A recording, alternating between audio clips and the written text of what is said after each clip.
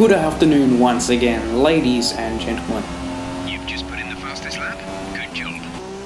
Welcome to qualifying for the Mexican Grand Prix of HRL. This is round 15. We were eclipsed there by pure contrast for pole position. However, we were purple going into the last sector of our final lap and up by enough on the delta because it wasn't quite 2 tenths in front. That's what we note that LJB has split us for second. We expect to potentially see some rain about 10 to 15 minutes from now. And across the line we came. I don't think we got it. We were the last across the line, and indeed it's P2, so pure contrast takes pole position there. We line up second, should be Sir LJB in third, and it is Leonard in fourth and Harry Tomato rounding out the grid. Very close actually in qualifying, less than 10 separating the top three. Now in the race it was time to go. It's a very long run to turn one, so we'll be hoping to get there before Pure. We seem to have got a pretty good launch, although there's a big slipstream for Leonard in the Sauber right behind us. He'll pop out of the slipstream to our left, and you can see the nose of his car. He goes a bit wide. Don't know where Pure ended up, but we are in front of the lot of them and go on to set the fastest lap and escape the field early on. Your pit window is now open. Our pit window was open, but the previous lap you'll have just seen Pure went for the undercut. Exit now. We were held minutely there on that exit. However, we do get out in front of the Toro Rosso, who undercut his way back into second place, having spent much of that stint in third.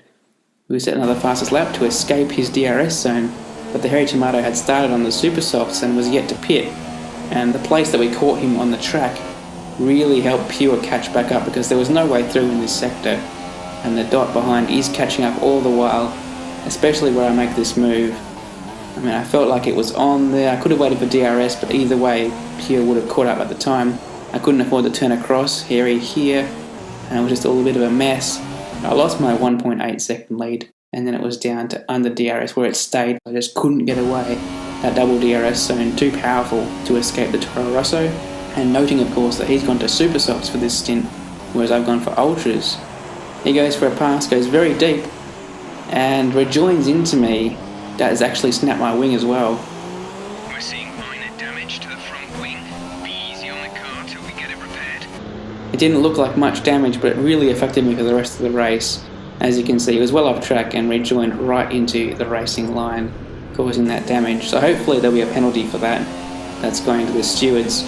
Either way, later in the lap you can see just how much more grip he has than me. Usually this was the part of the track where I excelled and got away from him.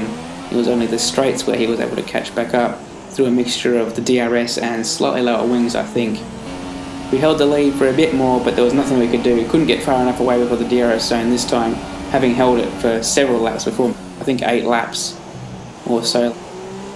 He gets around the outside this time and there was really nothing I could do.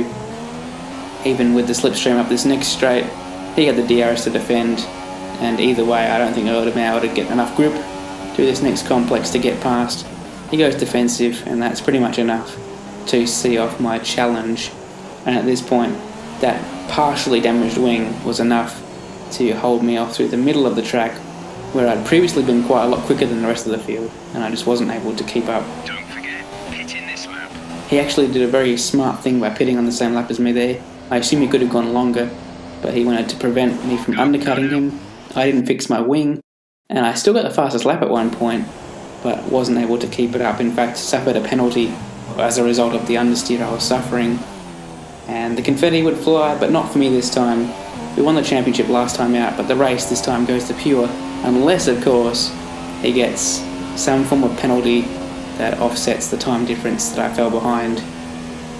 Pure did apologise, but that didn't change the result.